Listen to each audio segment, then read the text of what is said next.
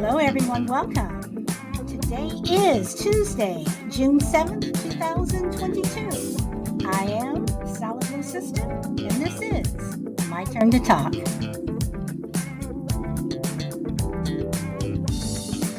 Welcome, Bara. You are number one today.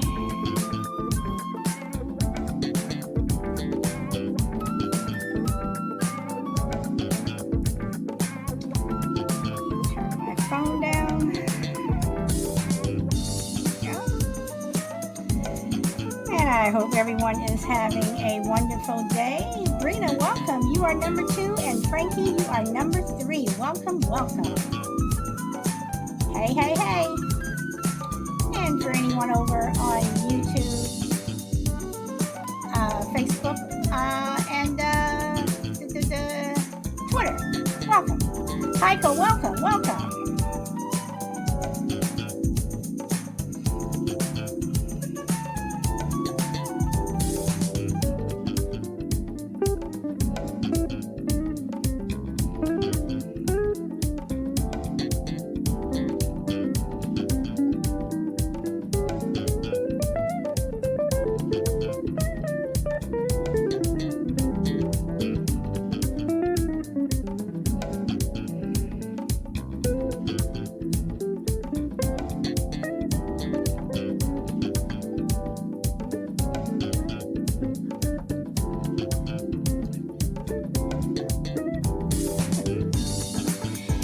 Will72. Welcome, whoever you are. Oh boy. Hey guys, hello, hello, hello. Today, I have something to say. But I can't say it quite yet because the gang's not all here. So,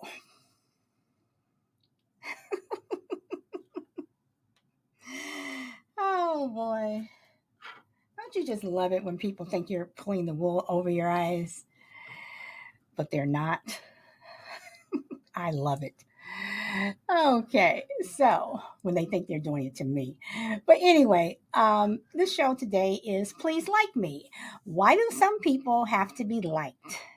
Why do some people lie to be liked? Welcome, Ninja Bunny. Why do some people portray themselves to be something they're not just to be liked and accepted? Doesn't at least one person know the real us or the real you? Now, we could say this is a continuation from yesterday. It is sort of, I did purposely do this back to back because I, do want to know, why do people have to be liked? Like, there are some people who just, they want you to like them. Um, why? Is it just in their personality? Is it that they don't have anyone to talk to? Does it is it from childhood? Were they bullied a lot? Did they not have a lot of friends? Why do some people have to be liked? But more often, some people lie to be liked. Some people will make up stories about themselves to be liked. They will say things and possibly do things. Uh, Sometimes change the way they look, change their world around a bit just to support this lie, all to be liked. Welcome, Juju.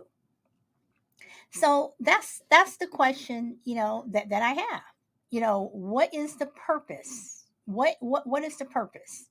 And yesterday I asked, what was the end game for someone who was a catfish or an internet troll. So today I'm asking, is there an end game for the person, who wants to be liked? I mean, you can say the end game is, well, that they're liked and they have all these friends. But, at the same time, if people like you, shouldn't they like you for you? Shouldn't they like you with all your flaws, all your attitude, all your, you know, wonderfulness, so to speak. But people, they don't do that. And again, you look at children who, you know, um, they'll start wearing things that they usually wouldn't wear because the other girls are wearing, or the other guys are, wearing their pants this way. They may not even like it, but they'll do it to be accepted and to be liked. So that's a double question I have. What is there a difference from being accepted, wanting to be accepted, and wanting to be liked? Are those two the same things? And Heiko says if they want to, if they want to, if they want you to like them, they're going to shape you in a way you don't want to be shaped. Okay, are people going to allow themselves to be shaped like that? Okay, Brina says similar to a catfish. I think it comes down to self esteem or fear of unacceptance. Juju says absolutely. Hey, Grit, and hello, Mr. B. Mr. B, I'm going to put friendly differences email in the chat. Ba and I would like for you, if you don't mind, to give us to contact us because we would like to talk to you about being on our show. It's real simple. Friendlydifferences@gmail.com. Okay, so and Grid, I have not forgotten about the whole time thing. I'm trying to figure that one out. Welcome, Jester. Welcome. Ba, your bestie is in the house. He's in my house, but he's in the house for you because he probably knew you were here. Hello, Jimmy. Hello. Oh boy. Oh, Jester, you and Bob just crack me up. You all really do. You had me Math, it is a Jester. Long smiling. time no see, buddy. And where you been hiding, sir? Oh boy. Hello, Jimmy. No, I'm just saying that Jester had me laughing. Jester and Bob both Mm. had me laughing and smiling last night, so that's a good thing. Nice. Let me ask you. This is a real thing that might happen in the United States. You live in the United States, right? Yes, I do. I live in Cali. Okay, Cali. So, how would you feel for another additional tax? Because you know how we pay on our property taxes, we pay the education tax, property tax, and etc. The list goes on. How would you feel if you had to pay an additional tax to help LGBTQ groups? I would not, but Jimmy, that's not the title of my show. I'm just saying, this is insane. They literally are trying to force millions of Americans to pay this tax for these groups when majority of the people do not support these groups. Isn't that insane? It is. It is. It It's is. insane. So can I'm I like, get my God. And so what happened to no taxation without representation? I so thought can our forefathers fought against this tyranny. so can I get on to my other topic, Jimmy? Sure, go for it. Thank you. Hello, Mr. B. So Hey, I'm just insane in the membrane. That's all I wanted to say. Yeah, buddy, I hear you. oh boy, it's going to be one of those shows, but that's okay because I have something to say towards the end. But I'm waiting for the gang to get here so I can say what I have to say, which is going to relate to this show and yesterday's show. But like I said, I'm waiting for the gang to be here, so I will be a little bit off topic. But I mean, but honestly, I really would like to know why do people try so hard to be liked, and is being liked and accepted the same thing? Wanting to be liked and wanting to be accepted, is that the same thing? And Jimmy, you want to say Ooh. something else, so go ahead. Ooh, that is a great topic. Now, Well, thank you, thank you I very love that much. topic. Those are good questions, and why do people want to be liked? I mean, you got a couple of reasons. I mean, the obvious reason, people, people just want that security to know they feel welcome. Nobody does not like to not feel welcome. They want to be welcome when they go. So part of accepting people wanting to be accepted and like is they want to feel welcome. They want to feel happy. They want to feel free of judgment per se. Uh, Now, is there a difference between accepting someone and liking them? He said, "Has Jimmy been drinking?" Ooh, my friend, not yet, but I will be. But is there a difference between? You said, is there a difference between actually liking someone No, I'm and saying just is it the same? Is wanting to be liked and wanting to be accepted the same thing? wanting to be liked and wanting to be accepted? Is that the same thing? No, they're not. That's two different things. I mean, because I like you. I'm gonna give you an example because I do. Let's just say, if I like you, I don't necessarily have to accept you though. As in, like, yes, everybody has opinions. Yes, everybody is entitled to their opinions. But I mean, for the sake of the argument here, to answer the questions, as from a personal experience, so I had people who liked me but didn't accept me in their social circle. They saw me more as like, yeah, I'll talk to him in school, but outside of school, I hang out with these people, or I really like these people more than I like this person. So, from personal experience, I can say yes, there is a difference, and that's a good one too, Mister B. Great times. We accept a boss, but we don't like him. That's very true. That's another prime example. Okay, so Mr. B, you want to expand on that or expound? Oh yeah. I work with people in the past and everything, and we accept each other while we're in the office. But when we leave, I don't see them jokers again. But are you really okay? Now you came up with another adjective that I can use. Are you accepting them or are you tolerating them?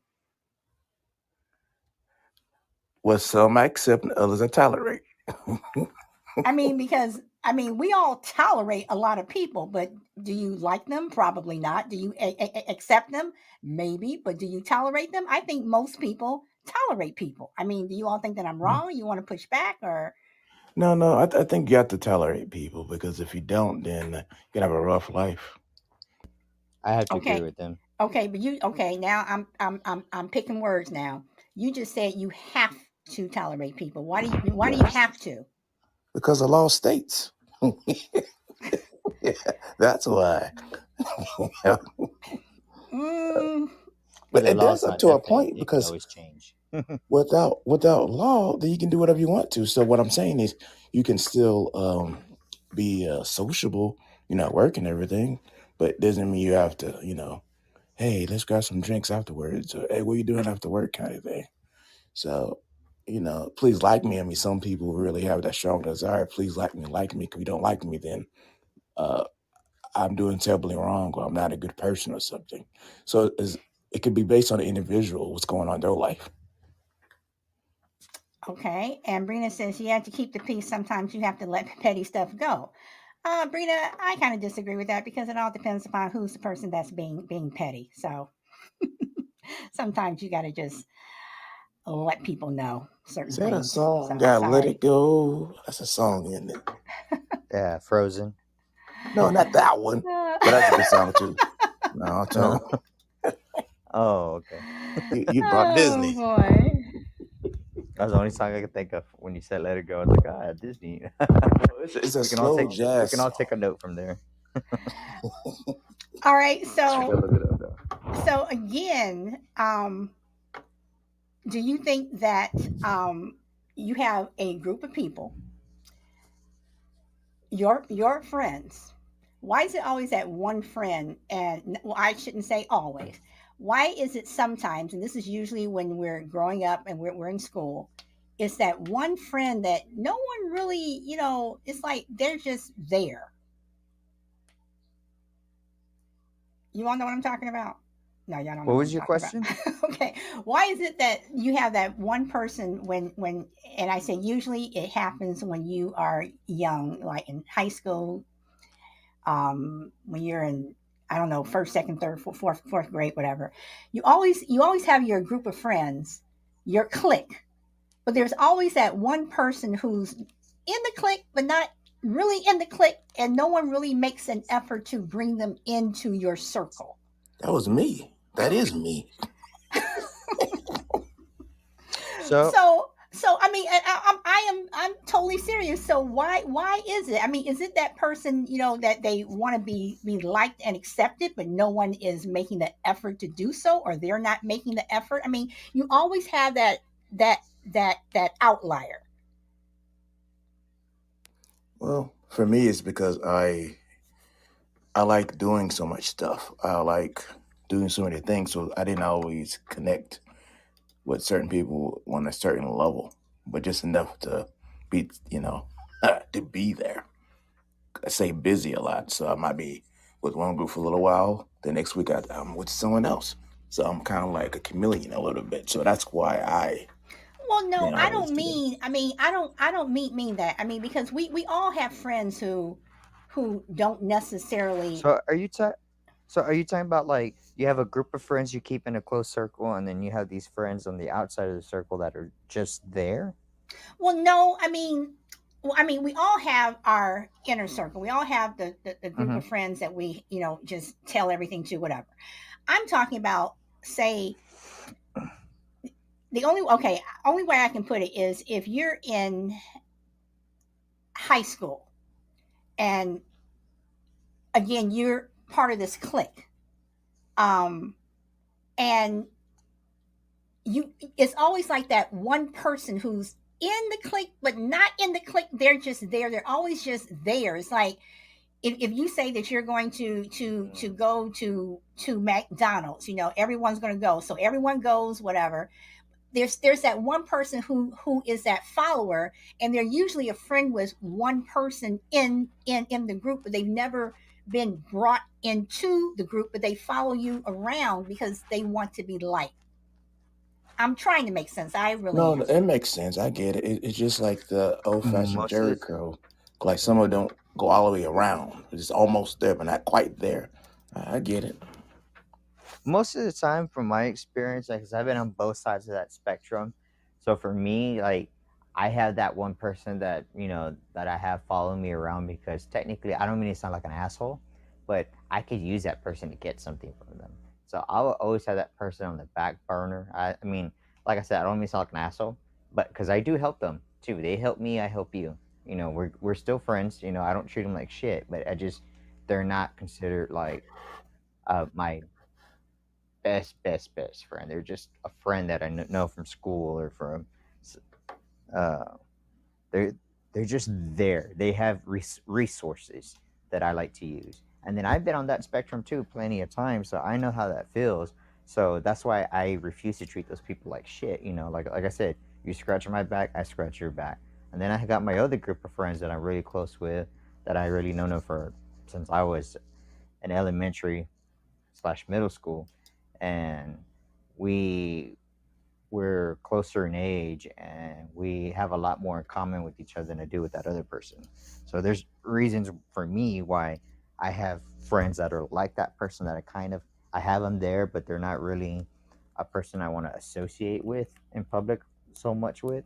And then there's those who I do associate a lot in public with, but it's just you see So where I'm so getting at. I mean, no, I totally get it. So, but why do you not want to associate with that particular person in in a public setting?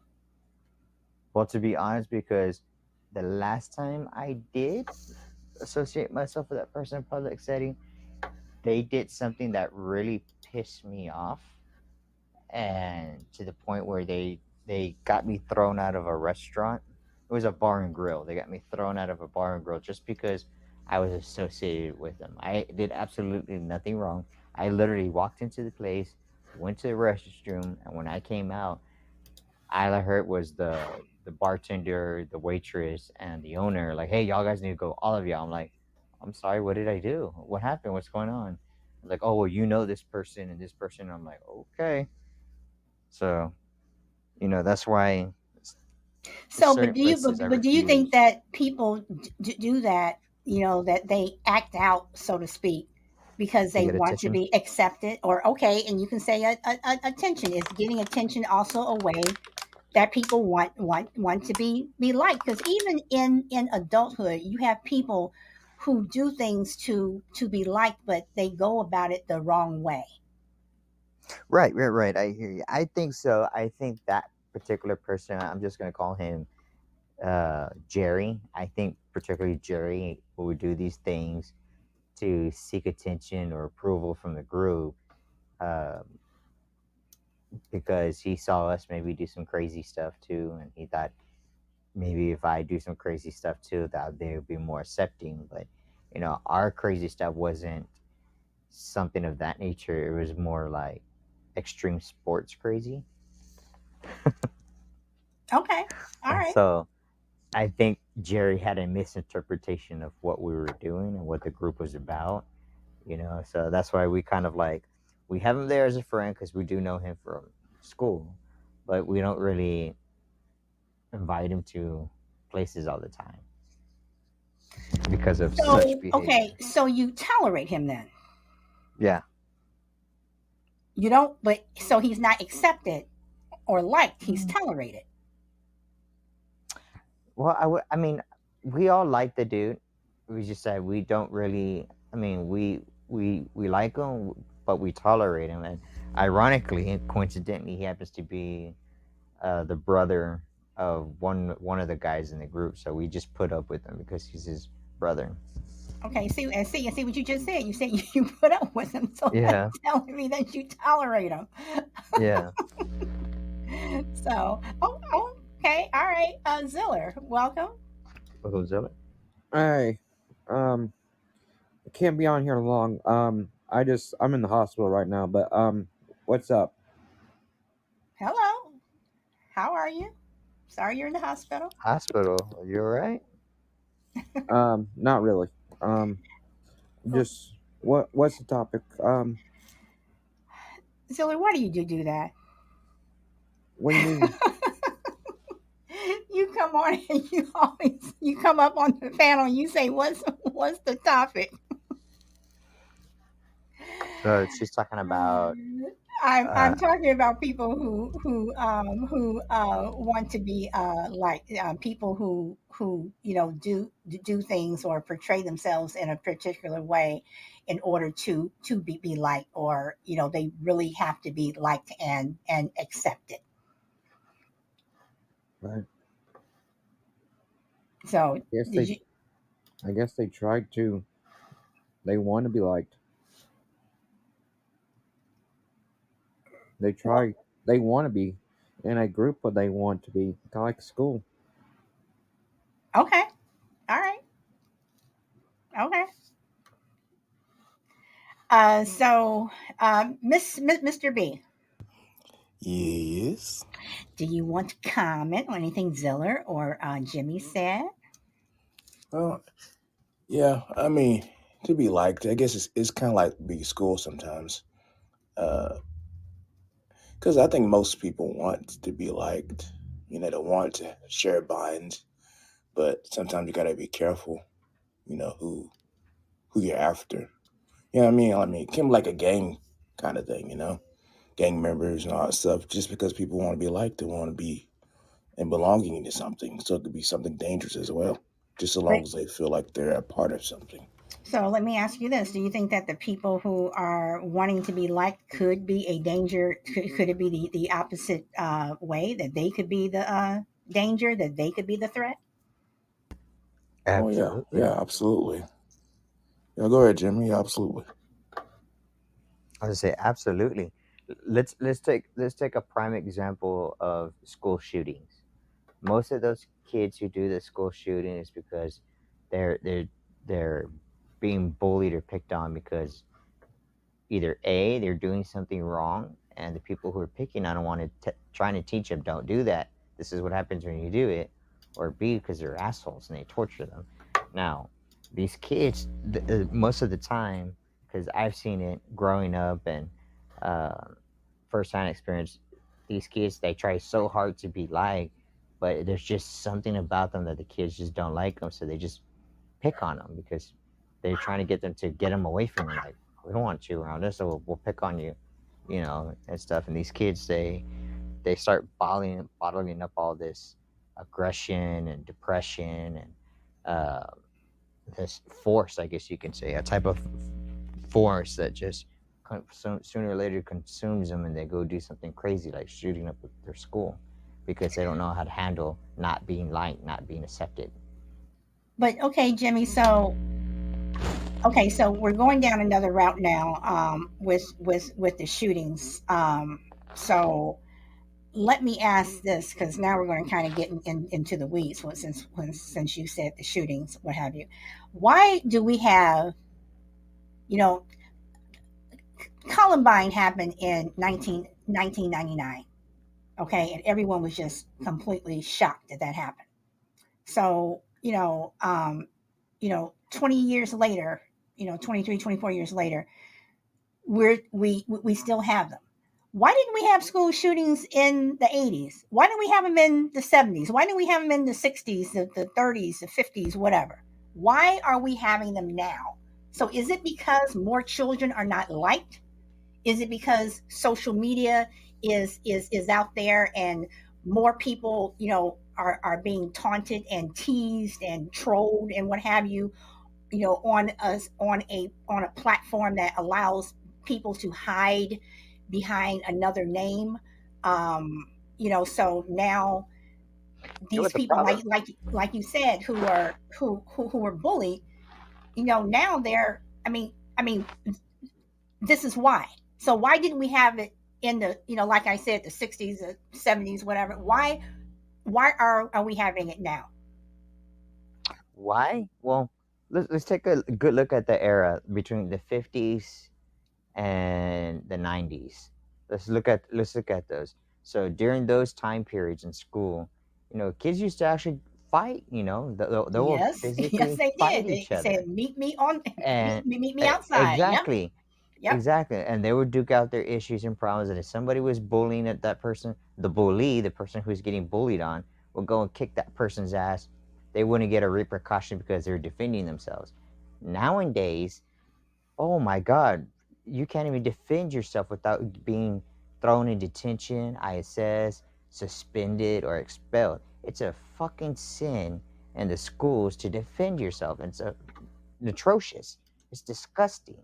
So these kids, they can't defend themselves physically anymore, and that's part of the reason their aggression, why they bottle things up and they lose it, because they don't know how to defend themselves. They try doing it verbally, they can't do it verbally because the person doesn't understand. They can't do it physically because they get in trouble for doing the right thing, defending themselves, because the school system wants to chastise an innocent person, the victim, as well as the suspect, the person, or the guilty party as well, Uh, because their thing is, oh, we have to punish both parties, because if we don't, uh, it gives the bully another reason to pick on you because it looks like you're tattletailing.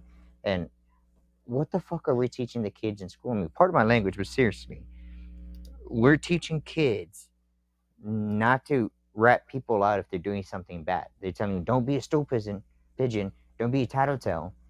I mean, that you're telling literally kids are being taught this in school, and I'm like, are you telling me that when they're adult, they see someone breaking into a house or to another person's car or someone getting the shit kicked out of them, just walk away, don't say nothing because it's none of your business?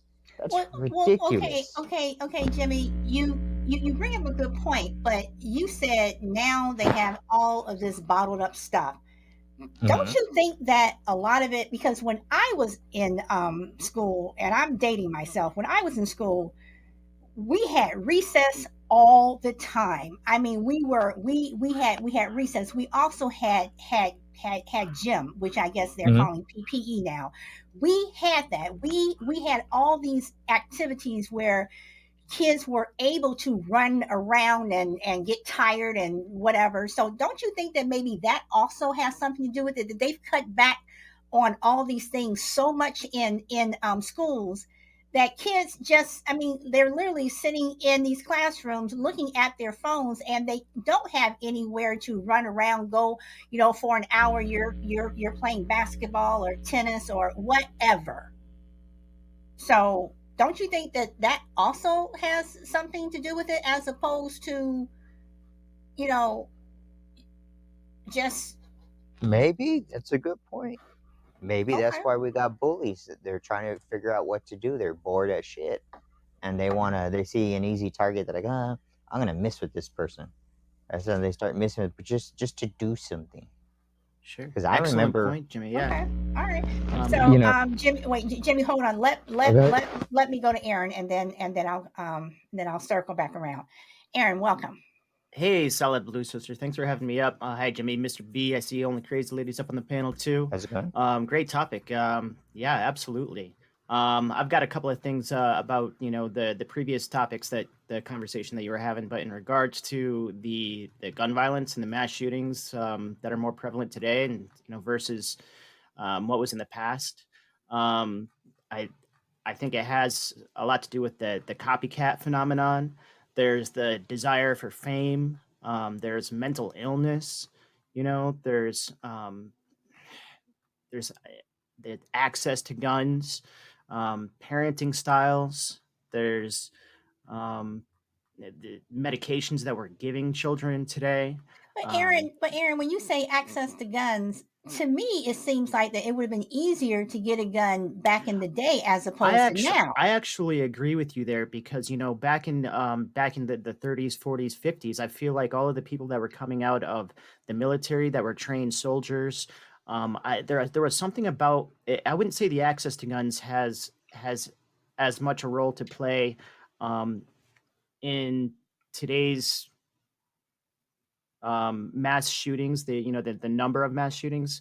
I would say it's less of that, and it's more like mental illness, and the media blitz with violence and the consumption of what children think is like a norm.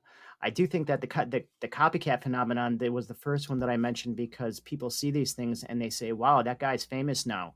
Oh, that's an outlet for my anger. That's how I cope with my aggression. That's how I get my voice heard." I can make a statement, and it's a really complex thing to dive into, because there's not one answer. It's really like it really is a case by case thing, and there's not one solution. But I think it really dives down to the upbringing, the people that you're surrounded with. Since your topic is about fitting in with other people.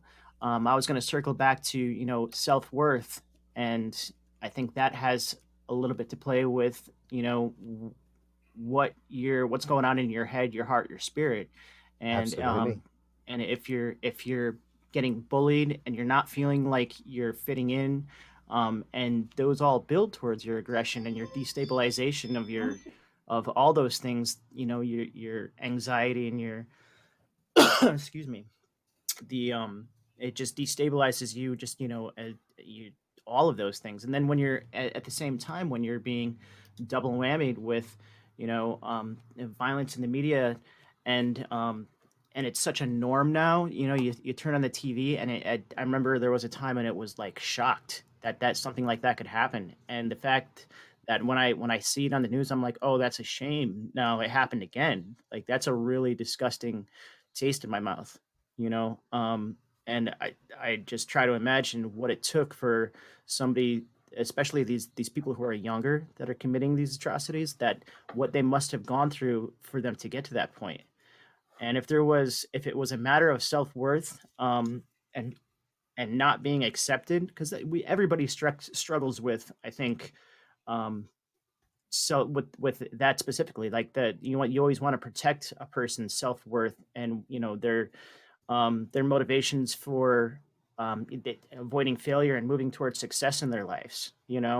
Um, but absolutely, when they're just so fed up that they don't think that they're going to finally get to that goal of being accepted, now they're going to go to the other extreme and just say F it,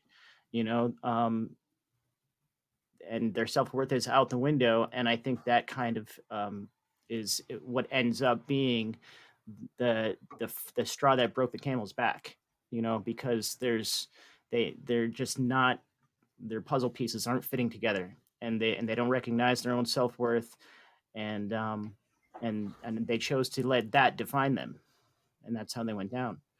So Absolutely. yeah, that's what I wanted to contribute. And to add on to what Aaron said, I had to also say that part of their mental breakdown is they lose that essence that makes them human. And what I mean by that is, they walk into a school and they're shooting people like it's nothing. They lose their empathy. They lose what makes them human. And when they look at people, they no longer see them as people. They just see them as a target, a lifeless thing, because they've been beaten down so much with the bullying and with not getting justice through their teachers or their staff, or even at workplace. There's been workplace shootings. We can't forget about the infamous No. I postal mean, shootings. right. I mean, if you wanted, the postal shooting started, before the school shootings and all these other mass shootings. So, Jimmy, hold on. I want to put you on hold again. I'm sorry. I want to go to Crazy Lady. She's been waiting patiently. Hey, Crazy Lady. I'm good. I'm listening right now. Oh, okay. I was multitasking. I'm listening right now. Okay, Crucible, and then I'll go back. I'll go back around, because I know Mr. B also hasn't spoken in a while. So, Crucible. Yes. Hello, everybody. I think you can probably point lay the blame, if that's the right word, for both school shootings or mass shootings, as well as the situation about people needing to be liked. At the risk of stating the obvious, a lot of this stuff, most of this stuff, starts at a fairly early age. And we're all in our early teen years. We're searching for ourselves. We've got puberty issues. We've got maturity issues. We've got girl and boy issues, school issues, you name it. And it's a very confusing time. What got me through, and what got most of my friends through, is, first of all, there was a much more stable home environment back in the 50s, 60s, and 70s. There were two parents in almost every home. And I think parents spent more time talking to their kids. Now, they didn't have social media then, so their kids weren't locked in their rooms in front of a screen for hours and hours at a time. That's a huge difference. So kids were more available, they were more accessible, and parents seemed to be a little more in tune with what was going on in their lives. And there was dialogue going on. Mom, can I talk to you? I'm having trouble at school. Mom, can I talk to you? I like this boy and he doesn't like me. That's a huge missing piece these days, and kids don't feel like they're being heard.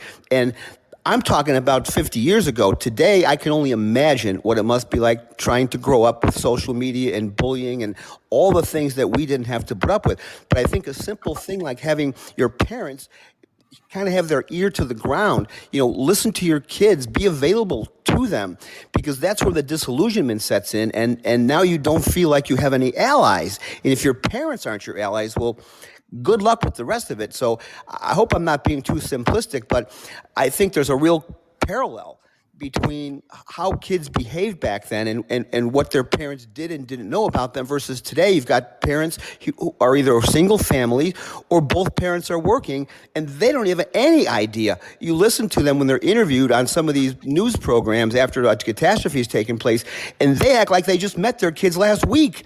The things that come out of their mouths, like, well, I didn't know about that. And I'm like, where the hell are you? So I think there's a big piece missing there. That's a combination of parents are tuned out in their own world, or they're too interested in being friends with their kids, and they're just not seen as the counselors that they need to be, and that they probably were back in the day.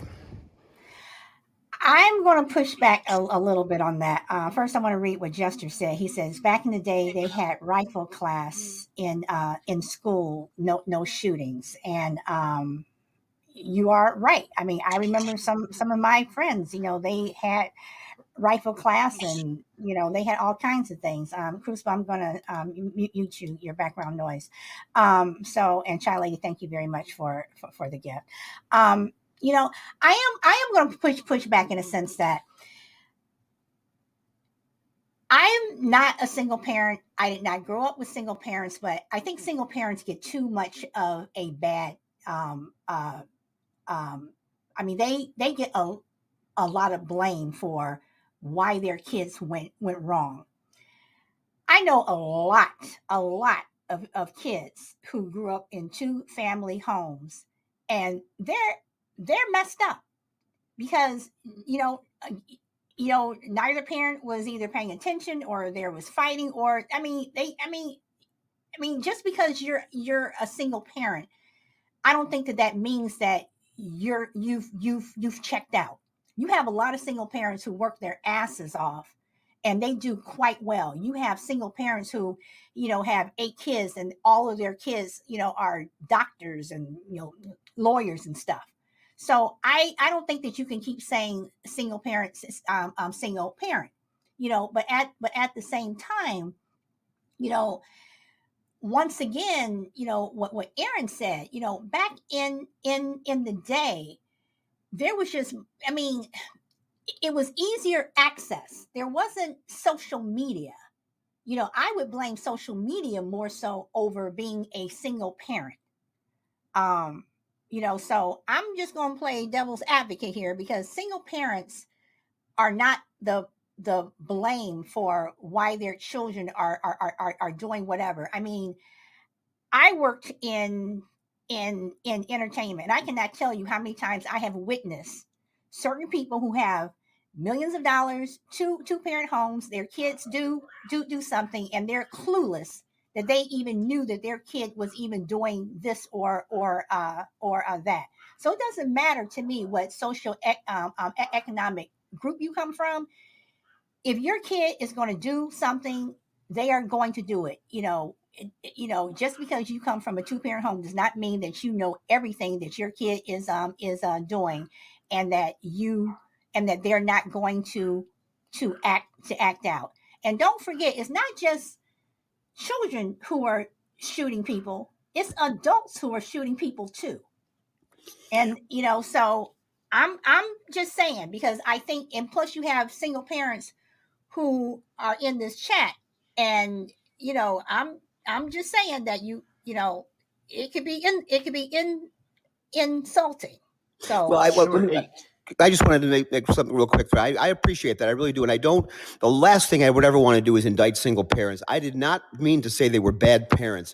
By virtue of the fact that there's only one of them, you have to be father and mother to all of your kids. And simply from a resource standpoint, from a time standpoint, just because they're single parents does not mean they're bad parents at all. I would never, ever imply that. Single parents are saints in my world. But just given the fact that there's only one instead of two, from a bandwidth standpoint, there's just less than you can do. And in the perfect world, you need both parents. So I'm not saying they're bad people or bad parents at all. They are to be admired. I'm just saying, given the choice, 2 is better than 1. yes, two is better than one, but you also have a lot of 2-parent households where the mom is the one that is pretty much holding everything together. When the kid needs something, it's like, go ask your mom. Your mom did everything. And you can probably ask people, how often did you go to your father if you were in a 2-parent household, as opposed to your mom? So I mean, I understand what you're saying, but I don't think that that's necessarily the root cause. And Aaron, I know you want to say something, but Mr. B has also not had a chance in a while. So Mr. B, and then I'll come back to you, Aaron. So Mr. B, do you want to say anything, or do you want to pass the mic?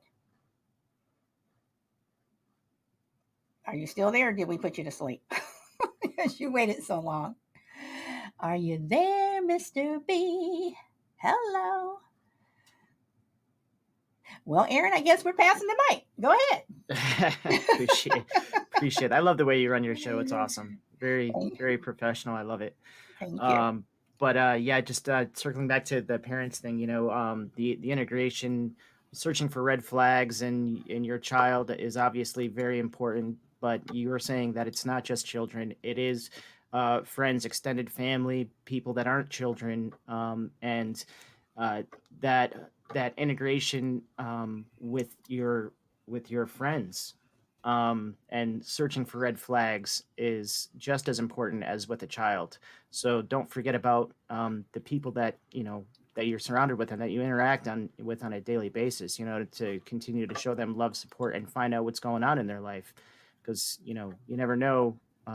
There's no definite conclusion. What the cause is of these these backlashes of negative actions. But when people don't feel loved, and they're floundering, and they decide to go that route, that's kind of what happens. So yeah, just love one another, because like you were saying, it does boil back to that mental illness. So spread it. That's it. It's interesting because Mr. T said they took God out of schools, and and Justin said the Jimmy Show is great today. Oh boy. So taking God out of schools, but Mr. T, they may have taken God out of schools, but is God in schools in other places? I mean, is God in schools in the UK? Is God in schools in Denmark and some of these other places that don't have mass shootings? So is God really the issue here, that we're that you're not praying? So I'm Mr. B, have you come back? Okay, I'm going to go to Ba. Hi guys. Hello, you are a little faint. Can you speak up a little bit? Is it Or any if you're not better? going to speak up for me, can you speak up for Jester, so Jester can hear you? I don't know what I'm doing. I'm talking right next to my phone. Is it any better? It's a. I mean, we can hear, but it's not your usual self. So, Okay. but go ahead. Um, just a way in on the topic. I believe that, if you was to take one of these shooters and psychoanalyze their lives and maybe sit them down on a shrink sofa, you could pinpoint a lot of things that have gone wrong in that person's life, and a lot of them have been touched upon here tonight, like the single parent thing. Now, again, we're not hating on the single parents, but idealistically, a two-parent household that love each other, and yes, you're right, some two-parent households are very toxic, and that won't do well either. But there are idealistic ways to live your life. And one thing's for sure, these shooters won't have had a moral compass, like a role model in their lives. And if they do, they've probably latched onto the wrong one. That's like a toxic one. They won't have had a loving influence from a parent or a grandparent or someone to throw their arm around and make them feel loved. And that's all the things that we put, like I push that all the time. Like, there is an ideal way of bringing up a child to make sure that they don't turn to crime and to do any nasty things. Kids are like sponges. They learn from what they see. And if we start at the basics and teach them good morals from day one and show them, how to love each other as parents, and put them to the proper schools, take an interest in their education, these things will be eliminated. Like I almost feel like, I know this is extreme, but like, if I was to have a child, I know it wouldn't turn out to be that way, because I would focus my attention. It's like a lot of parents just throw their kid into school. They don't take an interest in homework. They pop them off to daycare. There's not that love anymore. It's like the state's bringing up the child. So yeah, that's what I would like to add.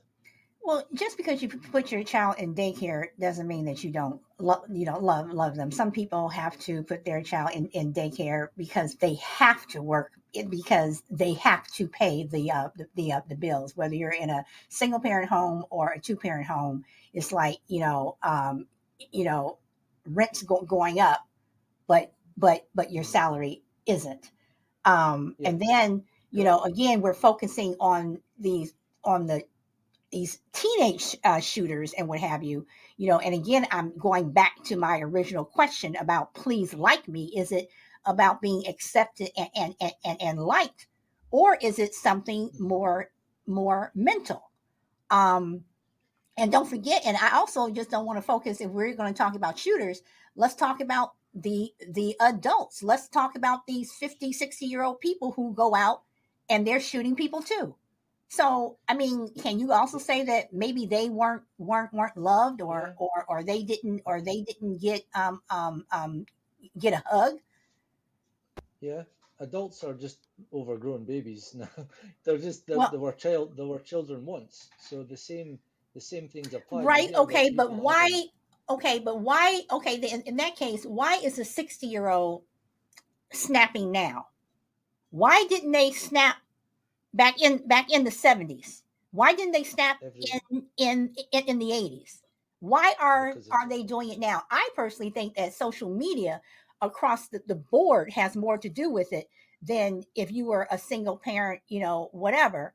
And again, you have a lot of parents who, like I said, you have two children who grew up in the same home.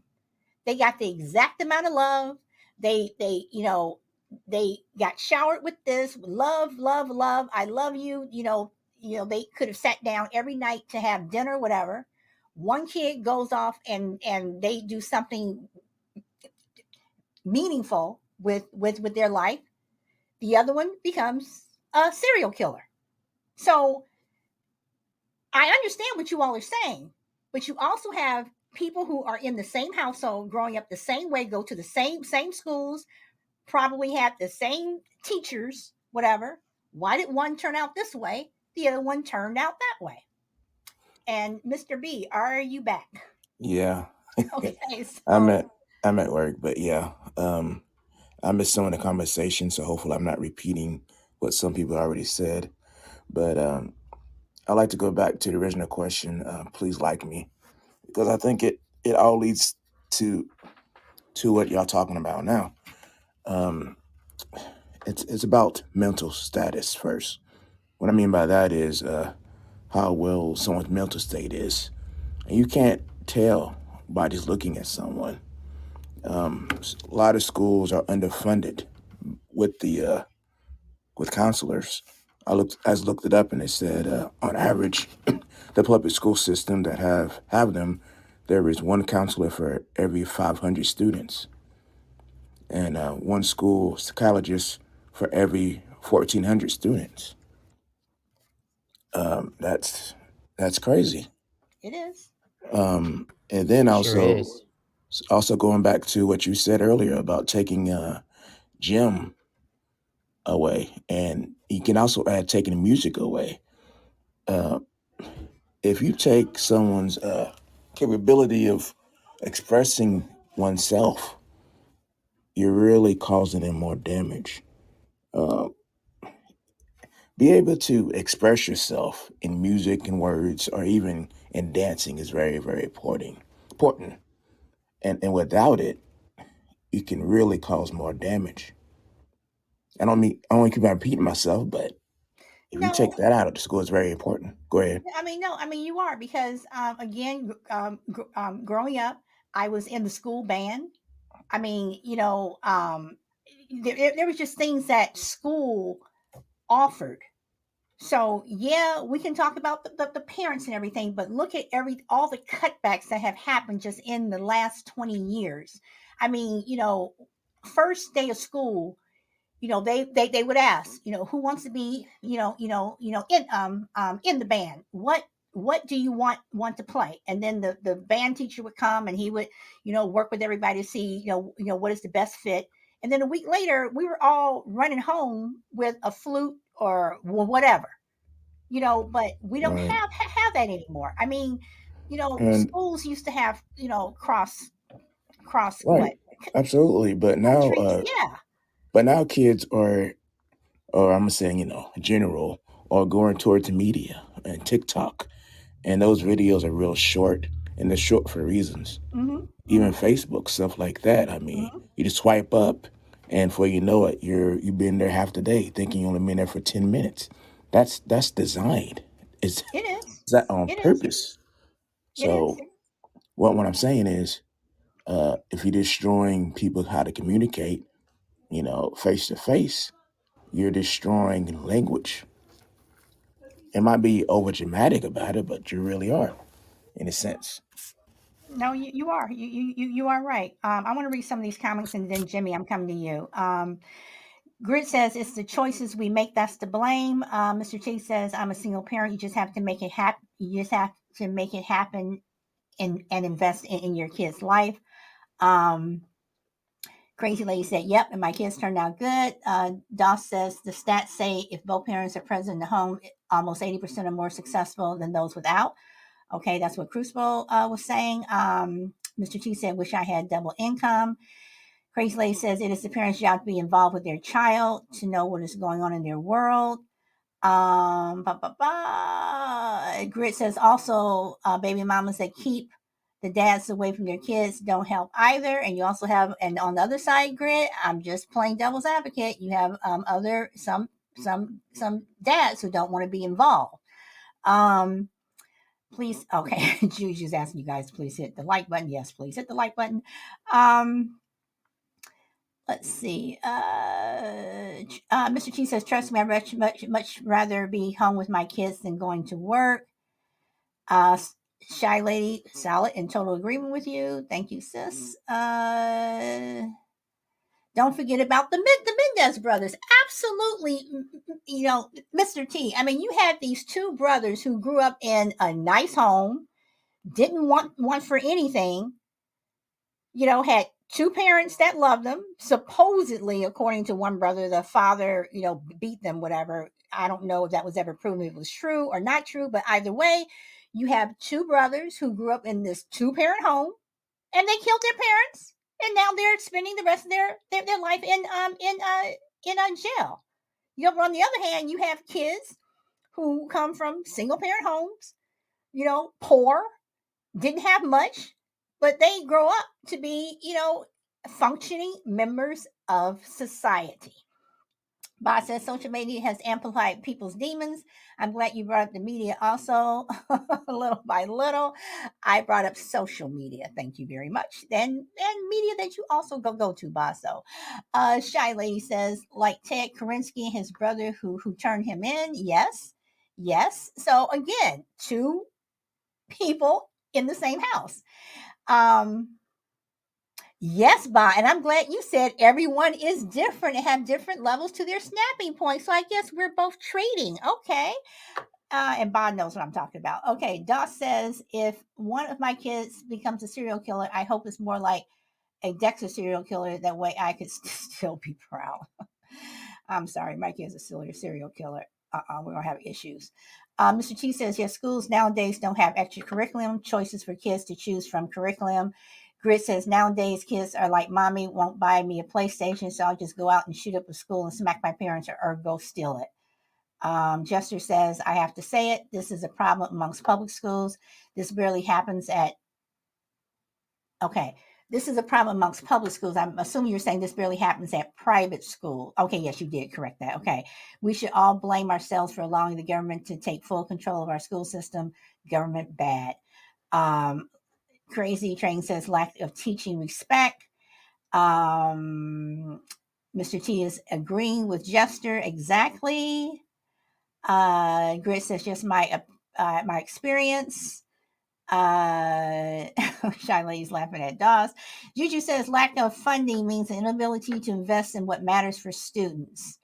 Okay, that's why there's no premature sign. You can't tell ahead of time. From Crazy Train. Same thing. Were these people's intentions or motivations made that clear after the fact? So again, we're focusing on children. But what about the adults who, for whatever reason, in their 50s and 60s, who go and shoot people? How come they didn't do it 20 years earlier? Jimmy, you have the mic.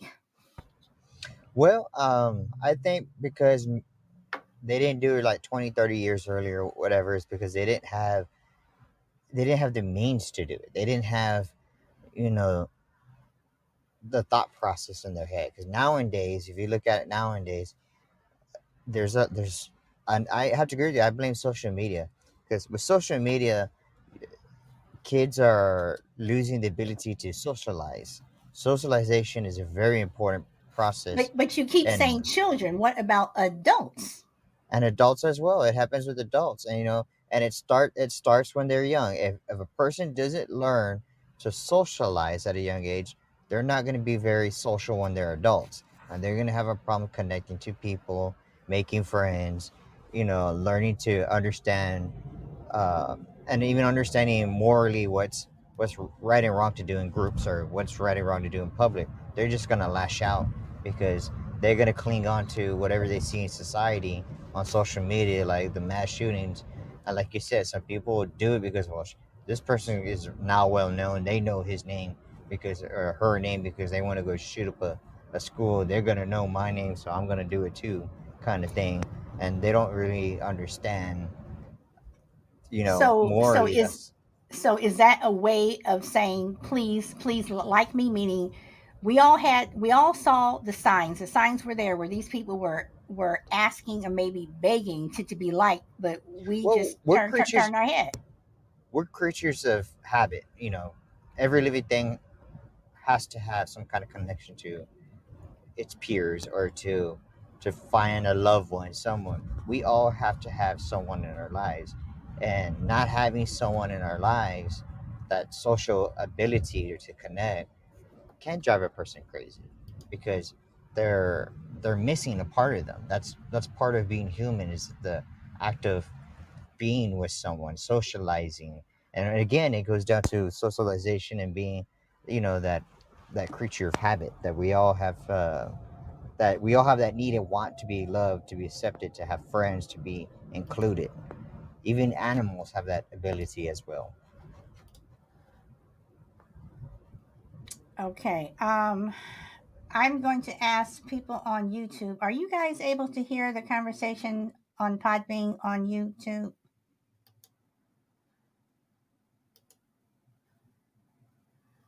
Okay. All right. So, Crucible, I'm coming back to you.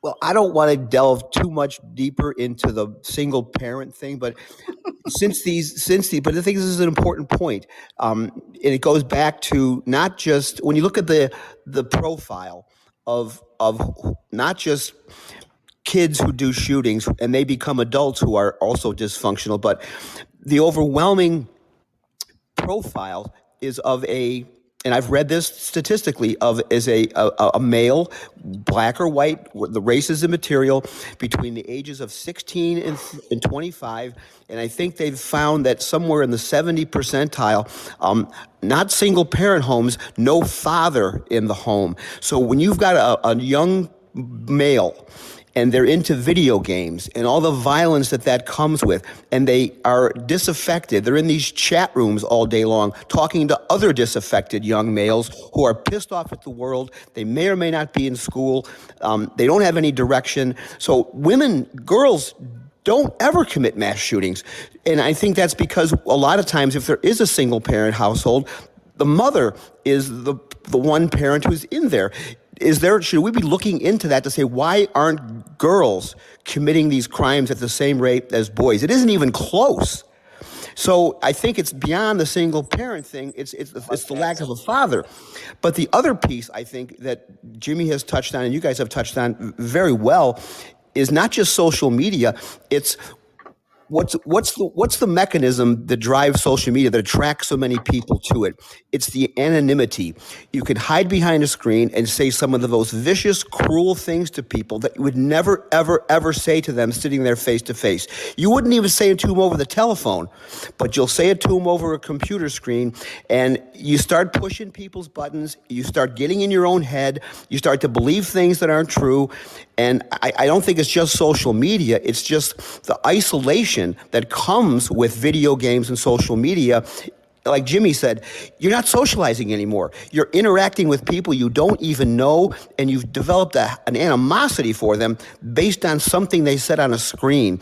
So it's obviously very complicated, but I think our ability, our ability to say things to people without any consequences has emboldened people to make them believe things that just are not true. I think we have kids spending way too much time alone with nobody to bounce anything off of, and they're living in a world with other disaffected males, and we see the results. You know, I am hearing you, but you have, yes, males tend to do the mass shootings, but when you look on social media, you look at the nastiness, it's female. A lot of girls are, high school girls, and girls who are in seventh and eighth grade, they are mean. They are mean. They will talk about another girl and just tear her to pieces. Where these girls are coming back, you look at the suicides of a lot of young girls. It's mainly because they were bullied on social media from other girls.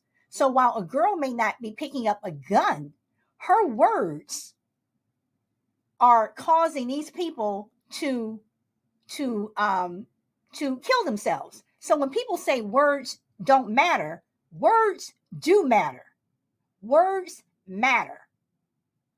And you can say, oh well, you need to be strong, maybe for you, but words matter. When you have like I said, sometimes just a whole campaign of just constant abuse over and over and over, saying, you're ugly, no boy will ever want to go out with you. And these kids are killing themselves, and they even say, why don't you kill yourself? And they're doing it, and you go to the I have to agree schools. with you on that. You Thank know, you. And wait, hold on, Jimmy. And you go to the sorry. schools, and you're saying, I'm being picked on. Whatever, schools are so afraid of getting sued that they don't want to say anything. Back in the day, if you were doing something, your ass got in trouble. Your parents were called. You were suspended. You were called into the dean's office. Whatever. They did not put up with it. And I think and I want to also think about what Jester said. Is it that private schools, you don't hear about it? Because I mean, what are private schools doing that are different? Is it the fact that because you're paying money, they're covering stuff up? I mean, I don't know. But you have a lot of kids out there who are being bullied through not the media. I want to be clear. Social media. I'm talking about the Facebooks and the TikToks, and the Instas. So words definitely matter. It's not where you can say, "Oh, just ignore it and go back to school." Maybe if parents were not saying that and were being more involved with their kids instead of saying just ignore it, maybe their kid or kids would not be as malicious as they are. And girls are mean. Boys may pick up a gun, but a girl can kill you in a different way. So, Jimmy, I'm gonna come to you, but I know Ba wants Mm. to say something. Yeah, I mean, you have a point. Girls are vicious. Now, let me give you an example. Wait, So, wait, one of the Jimmy, school wait, wait, wait, shooting. wait, wait, wait, wait, wait, wait, Jimmy. I know Oh, Ba. Ba, go on, Ba.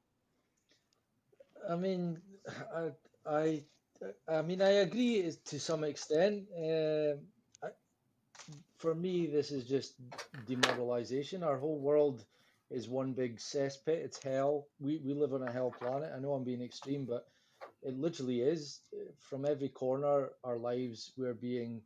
It's like we're a social engineering, and you're talking about private schools and the difference between them and public schools, and that's just it. It's a class issue. The people who are excelling at life right now are those with money, and the people who are poor are just at breaking point. And what that will be, who knows? Something could send anyone over at any given time. And I would say if there was more guns in the UK and other countries, you would have more of these shootings because everyone's at a breaking point. And the last couple of years has only amplified that. There's a lot of suicide since the last 2 years. People being locked down. You're stuck in your home. You're in a toxic relationship. There's all these bad demoralization. This just the way life is set up, and for people like me, I believe it's been planned that way. That our world has gone that way because it's been pushed that way by certain people. But some people might just think it's just by accident or it was naturally going to happen this way. But I don't. I look back at the 40s, 50s, even. I know that was like wartime, but the way people were then, gentlemen were gentlemen, women were women, and now we're just a joke. We're just a shambles. Like the I'm on TikTok now, which I never said I would be, but the comment section on some of these lives is just embarrassing. It's disgusting, and that shows. And I think everything that we've touched on here tonight, I know we're kind of beating on the parent thing. It's not that we're hating against single parents or even, but to contend with life, it's idealistic to have two parents to share the load because it is a very hard job to bring up a parent. And then when you're talking about, hold on, adults also go and shoot people up and do all the bad things. They were kids once and they're coping until a certain point where they're snapping. It's the same things.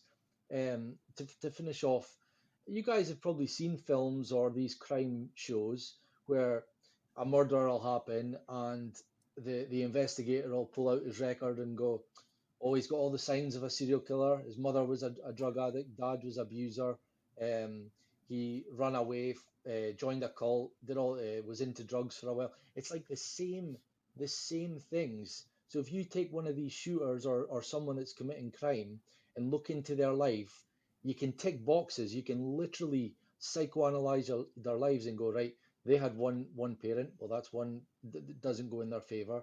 They didn't have much friends. They kind of were shy. They secluded themselves. There's all these little things. And I'm not saying that everyone that has a single parent and everyone that doesn't have friends and is going to end up shooting. But these things cannot be ignored. And there are ways to fight them. Marriage was one that, back in the day where it was frowned upon to have a child out of wedlock.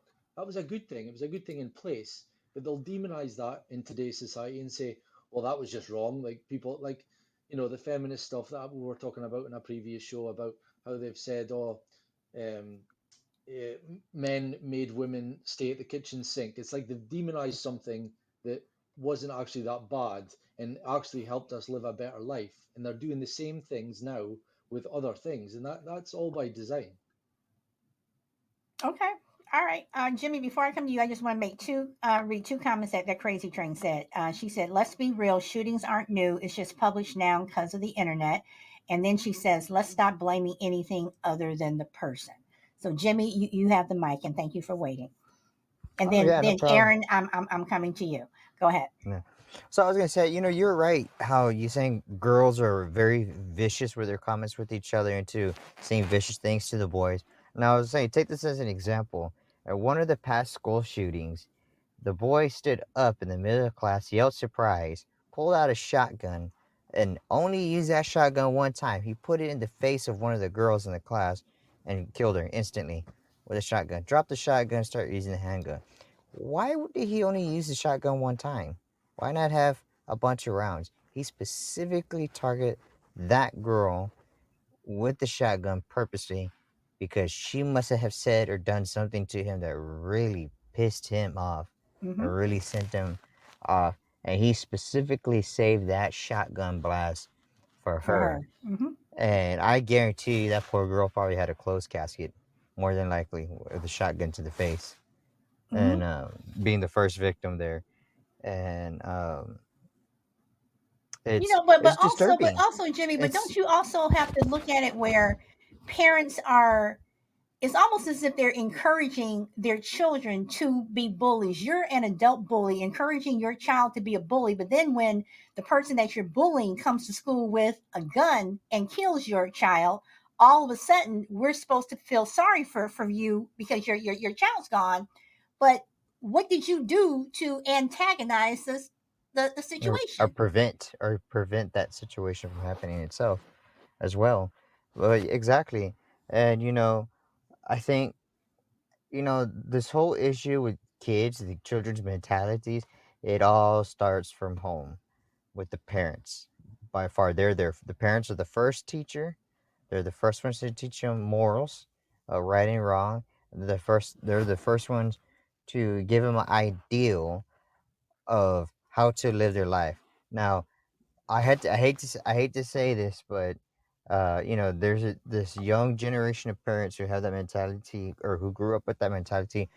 Don't tell me what to say. Don't tell me what to do. If I can do it, I can do it. Those are the parents now. That generation are parents now. Look how they're raising their kids. They're teaching them to be little shits just like they were. There's no difference, and it's true. A child is a reflection of the parent. Simple as that. Okay. It's and then I blame my generation for the whole social media, bullying on social media because I mean, although back in my day, social media was just starting, I do recall that my generation they they started their bullying. That is a big deer in my car. Wow, sorry, got distracted by a deer that came up to my car. Oh. uh, but yeah, so I remember that my generation, unfortunately, we're the pioneers of cyberbullying, and um, but compared to the cyberbullying back then to what it is now, it's a whole new different level. I mean, my cyberbullying was more like us gossiping with friends, and we didn't realize that when we posted something, the whole world could see it, kind of thing, and or as well that the that certain but like MySpace when it was big, I at the remember time MySpace. I really didn't understand how that worked back then. I just knew I can post updates on what I'm doing, etc., whatever, put music on there, and and it's funny that now that I think about it, is that man, I want to go back and look at my MySpace, and I want to read on my page all the crap I posted and see how much crap I talked about another person back in the day, and did it had a and I wonder if that had any adverse effect on that person that I talk crap to. You know what I mean? It's just that we don't really think about the repercussions of what we're saying or what we do. We just know that, oh, I'm mad at this person. I'm gonna blast this person without even thinking about the consequences. And I think that is the problem with today's kids. They're not understanding that there's consequences for their actions because they are not being taught that. They're not being taught there's a consequence. I always remember growing up, there's a consequence to your action, whether it be a positive or a negative. And I guarantee you, if you do something bad or wrong, that negative consequence is going to come back and bite you on the ass, plain and simple. And today's kids are lacking that. Why? Because, like you said, they have their faces dug in their phone. They're ignoring their parents. They're ignoring family time. They're ignoring that socialization that back in the day that kids had. But that is so sad. It is so sad to see that these kids lack the basic understanding of cause and effect. Would my actions have an outcome of something positive, or would it have something negative? Just because I say, uh, let me give you an example. Like back in my day when we told somebody to go kill yourself, that simply meant fuck off, piss off. We weren't literally saying go kill yourself. Nowadays, it's a bloody sin to tell somebody to go kill yourself because we're afraid they're actually gonna do it.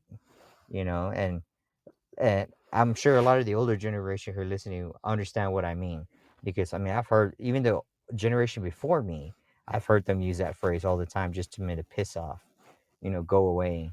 It wasn't necessary to go kill yourself, but like I said, I strongly believe that kids these days are lacking that basic understanding of consequences. Simple as that. Okay. All right. I want to crazy. Grit responded to Crazy Train. The person is responsible for their actions, but what causes that person to act out like that? And Jester and Ba are having some male bonding stuff going on. Ba says to me, and those are the ones that are at risk. Crazy Train says, Grit, can you tell me? I mean, who's to say? Why does anyone do the vile shit they do beyond shootings? And Grit says, to Crazy Train, as much as the person doing the crime to blame, we need to find the root cause as to why they act out like that. Crazy Train says, environment, the people you share your time with, strangers, coworkers, your workplace, media, all of it affects a person, but ultimately the person's doing it. Crazy Train says, good luck. You can never tell until it happens. People snap on a dime. Then she also says, I've been rounds with topics. There's no facts. Every single person is different. I don't care if they were raised by the same or anything. Too many variables. Good point, Crazy Train. And if there was tells who's paying attention. Grit says, I don't understand why schools I don't understand why schools though. I mean, honestly, these are innocent children. Enjoys it. Okay, Jester. Oh boy, you and Ba. Okay. Crazy Train says, same pieces of shit that molest kids and people. There are absolute vile, evil people. How do you study that to figure it out? Crazy Train, thanks for liking the show. Unfortunately, that's above my pay grade, says Grid. And Brina says there's lots of information in criminal psychology, but not enough people are aware of how to notice signs. But should you have to take a psychology class, if your child is having an issue, or if your husband or your wife or your coworker is having an issue, I mean, now are we going to be at the point where we have to take classes in order to point out the signs? And Grit says, well, don't we have professionals out there to figure it out? And Crazy Train says, so many, and really all of them are probably partly right. Mr. T says, I'm not a single parent by choice, but the other parent dipped and I had to fill the gap. We'll do it again in a heartbeat. Crazy Train says, Grit probably, but when you figure out one, what about the next 10 things that come up? No one cares about the common folks. They basically care about money and power. Absolutely. I did not kick you out, Bob.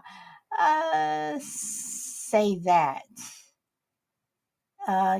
Nearly impossible to study the mind, though, to be able to stop someone else. Crazy Train, I don't know what you mean when you say that. All we can do is our best. Jimmy, kids get told they have so many rights and they use that to their advantage. Some of them do, not all, some of them. Mama didn't hold back. My mother didn't hold back either. I believe in spanking. Boss said I'm a bad parent because I was because I spanked. You tap that bottom. Sorry. You have a seat. Okay. All right. You said something I agreed with. Oh, okay. So I'm sorry. I had to get through the chat. So there's a lot going on for what a lot of people said, and I still come back to the thing is on my original question: being liked and accepted. Are people acting out? Be it with a school shooting, be it with they go out and they rob a bank, they beat up the kid in school, they send a nasty text, they troll someone, they catfish someone like we were talking about yesterday. Is it all because these people somewhere along the line, they want to be liked, they want to be accepted and not tolerated? So that's what I would like to know. So, Aaron? Yeah, Jimmy, I think he just dropped off, but Yes, yes, I saw. I really hope that those words that he said reached the right ears, because people don't realize the consequences of the things that they may post on social media and the impact that they really do have. I want to go back to your initial questions. Why do people have to be liked? Why do some people lie to be liked? Why do they portray themselves to be someone they're not, just to be liked and accepted?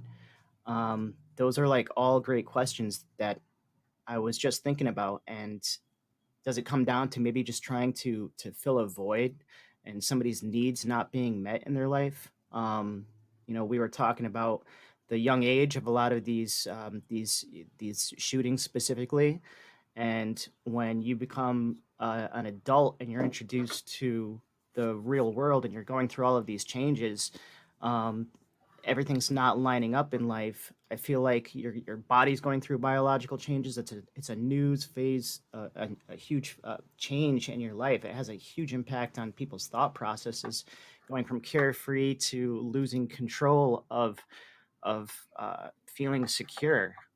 And social media I think it really is a medium responsible for that huge disconnect and creating a lot of hesitation, doubt, confusion, and anxiety in people's lives.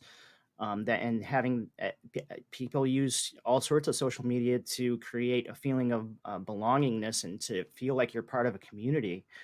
But I think having that void and having your needs met is is a huge thing that I think people need to recognize and prioritize as something that they need to like address and be aware of.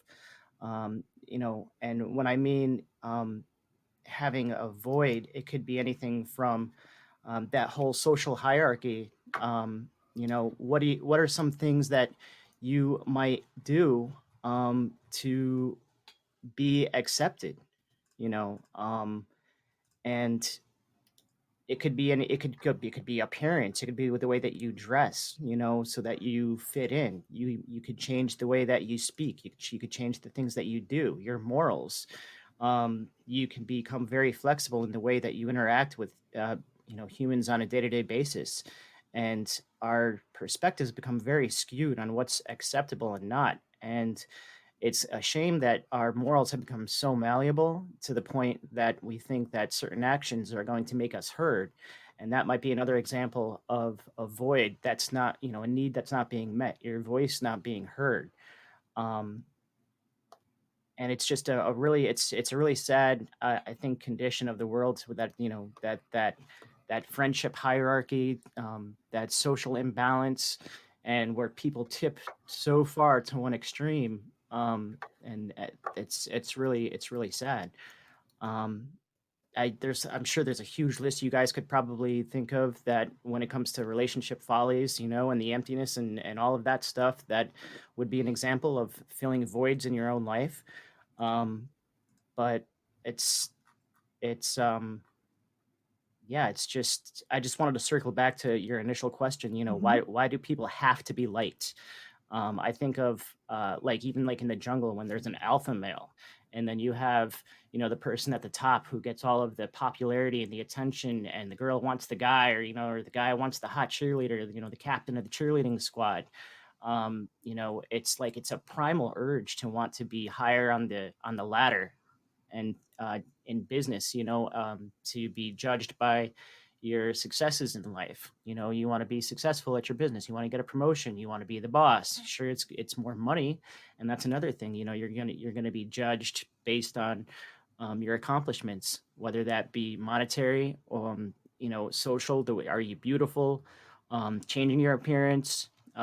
People just they want to be surrounded by people. It makes you feel good. It makes you feel accepted. It makes you feel whole. And those are the things that fill your voids, you know? So when your needs aren't being met, you're going to act out to get attention. If you want to be famous, and that's the way that you're going to accomplish it, by doing, those negative things, that's a really bad way to fill that void. But I mean, I guess it's going to get the job done, but it's just a really evil and negative avenue to take. But that's the reality, and I hope that's not the entire purpose of somebody's life, to go down that because they're feeling unfulfilled and uncontent and unhappy, in a world that's not feeding people what they need. And it's just people just being like they're living in the jungle and trying to tear everybody else down so that there's more room at the top. So you do what you have to make sure that your emotions, I guess, are balanced, and you're feeding the right beasts. So yeah, belonging, validation, social acceptance, love, um, all those things. Yeah, I just wanted to circle back to why we want to be liked. Why do Okay. you please like me? you know, Well, no, I mean, and thank you, because I was going to circle back, and thank you for bringing it back full circle, because I mean, people want to be liked. mhm. I mean, and yes, yes, we want to be liked, but some people have to be liked. And I think there's a difference. Those of us who, yeah, we want to be liked, but the ones who have to be liked. And I think those are the ones that we need to have our radar up on, and always look in our back mirror, because those are the people who just may snap. What does it mean to be liked? Is it respect from others? Is it somebody that follows what you say, that listens to you, so that somebody that makes you feel good, somebody that's proud of you? You know, what's important? So um, I mean, and you bring up a good point, because I have somebody, and yes, I am going to say this because the door was open, and I was waiting for, well, anyway, um, I have a troll, and I have a troll on Podbean, who has been trolling me for the last 4 months. I would say since February. She it is a she, trolls me on various shows, and from what I gather, it's because she has this need to be liked. Um, and for whatever reason, um, I did a slight to her, and yes, I'm putting it out there, whatever. And because they were not asked to participate in something. And this person has been coming on my show for the last 3 weeks. They think I don't know, but I know who they are.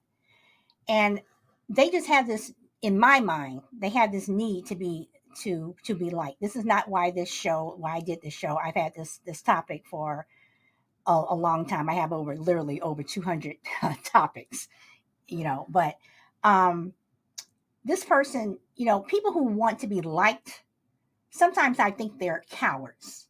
Sometimes I think they're weak. I think they're toxic. I think they're psychotic, and that's how I feel about this person. I think they're a parasite. I think they're cancer. I think they're a waste, and I think they are a fool. So, they can say and do whatever they want. Um, I don't care, but they have this need to be liked. They have this serious need to be liked and accepted. Um, and I think this person, if given the chance, would do me harm, literally, physically. So, when you talk about people who want to be liked, why do people just, if you're just yourself, if you're just yourself, people will like you, with all of your flaws, with your attitudes, with your, if you're the most wonderful person ever, people will like you. But if you start to pretend and portray yourself to something that you're not, people aren't. And then those people who start to portray themselves differently, or they see themselves as not being accepted, those are the people to me that snap. Does it come from childhood? Maybe. Or maybe just something in their brain just went haywire. And that's what I think this person is. So, Shy Lady, welcome. Thank Would you you. like to comment? Yeah. I would say a lot of what you're saying about these people who want to be liked is spot on. My daughter has a friend who's really into social media. She's known since like high school, and she's very dependent on how many likes she get on Instagram, who's looking at her stuff. She compares herself to a lot of people, and I mean, she's a nice person, but it's so sad to see how wrapped up she's into what people think about her and how she should look. And you know, and I said to my daughter, I said, don't she understand that a lot of these girls that she see on Instagram have filters? They really don't look like what she think that they look like, because she compares herself a lot of times to people on Instagram, and it's like her world is absorbed with how many likes and what people think of her. But I think a lot of what is going on with her is that she has a very low self-esteem, and it's a lot of people like that, and it's really sad because Instagram and social media has created a very um, bad uh, image that people think are real. Um, like for instance, the Kardashians. I mean, I can't take nothing away from them creating this multi-million-dollar enterprise that they've created. You know, all the family members, but it's been based on um, false things. You know, a lot of women now have gotten BBLs, Brazilian butt lifts, because of what Kim has done. And I'm in the store and I see women of all different ethnicities, shapes, sizes, height, with these. And it's obvious that they're not real. And it's so sad to see so many people subject themselves to wanting to look like someone else. And then you see all these people with these lip injections, and they're like, you know, some of them lips look so swollen that they look like they hurt. And it's all because of what they see on social media. And it's really sad, because the Kardashians, I've heard people say that they don't look like they do. Some people have seen them in person and say they look nothing like the pictures you see on Instagram. Those pictures are filtered. And it's really sad that so many people are trying to look like them and other people that they see on Instagram to be liked. And so it's just really sad how social media has just taken over so many people's lives. And it seemed like it was a good thing, you know, when it came out, but I see a lot of negative things about social media. That's pretty much Okay. my piece. Okay. All right. Let's see. Boss says, okay, I got your back, but not just that these people need to be called out, especially when they are affecting your life or pod being experience. You know, they're not affecting my life or pod being experience, but I needed to call them out as the parasite that they are. You're in my house, my show, you know, whatever. You've tried to call me out on other shows, whatever. Don't care. I'm not gonna, show my behind on someone else's show, but in my house, I'm gonna call you out for the parasite and cancer you are. So yeah.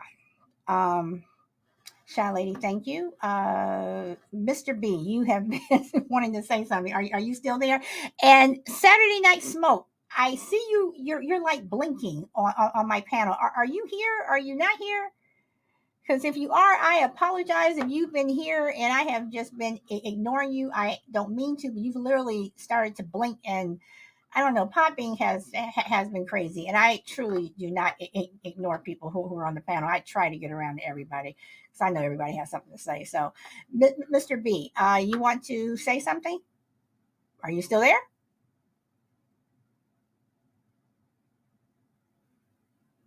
Okay, Crucible. Yeah, I think, everything that we've talked about, and we've talked about some of the stuff on subsequent shows of yours. And so I think society, I mean, we know society has been evolving since beginning of time. And each generation presents its own set of challenges that the previous generation didn't have, and we have to make an adjustment. And this is no different. When we list all the different things, video games, social media, one-parent household, mental health, the list goes on. Let's say all those things are valid.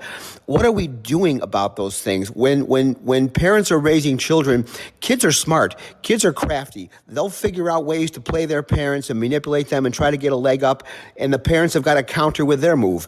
And then the kids figure something else out, and then the parents got to counter with that move. So now that we're gathering this information, and there seems to be credible evidence to say, yes, there's a bunch of categories that we can point to for these things happening, the question remains then, what are we doing about it? We can't say anymore, we don't know why these things are happening. We've listed a bunch of things that everybody agrees are causes. So again, I go back, there's two places in the world where kids are formed, their lives are formed: schools and homes. Teachers can only do so much. They only have your kids from 8 until 3, and I'm not being unfair to teachers here or anything, but they're not their kids. They do what they need to do from 8 to 3 or 8 to 4, and then there's somebody else's problem, and that's the parents. So I think it's up to parents to get ahead of this thing, look out for your kids, engage with them, talk to them, pay attention, because we're talking about different circumstances now, but the concept is the same. Society is changing, and we have to make an adjustment. When we see things going sideways, we got to do something to put it back on track. This is a more of an intractable problem because it's so complicated and there's so many moving parts. But we can't say anymore that we're in the dark about the causes. What we need to do is start paying attention and getting in front of these things, as every other generation has had to do. When the ground moves beneath their feet, they do something about it, and this time is no different. I'm sorry. I'm listening to you and I'm reading what Bob is saying. And Bob, I know you have my back, so thank you. And I know other people on this platform have my back, and I appreciate it. So, welcome, Chill Will. So Terry, I understand what you're saying. I'm sorry, I didn't mean to say that. I understand what you are saying, but everything is I just can't go the single parent route. Not totally, because again, these problems are popping up in the last 20 years, 25 years, that didn't happen before. And Well, just real quick, I wasn't referring to single parents. I mean parents, period. okay. Whether it's a single parents or two parents, you see what's going on in your kids' lives as our parents did, and our parents' parents before them, and our parents' parents. And you notice the things that are going on, and you need to take some action. It doesn't matter how many parents are in the household. You watch and you see what's going on with your kids and say, I got to do a course correction here because this thing's going sideways on me. Well, I will say this, and I know Ba is not going to like me saying this, but for my generation, I am a boomer, okay, and we got that butt tapped, okay. That belt was hanging behind the door, whatever, and we got spanked. Then all of a sudden, in the 80s, you had this timeout. Talk to your children. I'm sorry. It may work for some, but that don't work for everyone. Sometimes you got to, like I said, tap that behind. And again, I don't mean you're beating your child, but sometimes, like I said, you gotta tap that butt. So I think that boomers, they dropped the ball because they were so Aaron, thank you very much for being on the panel. They were so intent on, I had it this way, so I want my child to have this and have that. They were being a friend to their child, And I think boomers dropped the ball across all socioeconomic, lines, whatever. We dropped the ball. Now we have these millennials who are still dropping the ball. So two parent, one parent, I don't know. But there's a problem. And Chris says, tap that button, tap the like button. Please do. Okay. And then that guy says, I can understand Bible thumping, not child thumping. Sorry that guy. Sorry. I'm sorry. And again, I don't mean to beat your child, but sometimes, that talk is just not enough. Sometimes your child crosses that line where you need to tap that bottom, and they know they're not going to do it again. And like I said, I don't mean that every time your child, he spilled his milk or she spilled something, whatever, you're taking out the belt and you're beating the crap out of them. No. But there are some things that you don't do. When my son was 3, we had a rule. You stay next to me. I'm holding his hand, what have you. But I'm driving into, the driveway, trying to get stuff out of the car, and he's with me. And my son had a habit of wanting to break away and run down the street. I tapped that bottom. You don't do that. You can run into the street. You can get hit by a car. Anything can happen. And before I was saying, don't do that, don't do this, whatever. He did it for a third time after I tapped that bottom. He never did it again. So sometimes you have to go that extra step. So you can agree with me, you can disagree with me, but this timeout crap that they started, sorry, doesn't work for every child. And for some kids, timeout is a joke. You tell them to go to their room, whatever, in a room that's full of a phone or video games, whatever. Yeah, right. Timeout. So, Mr. B, are you back?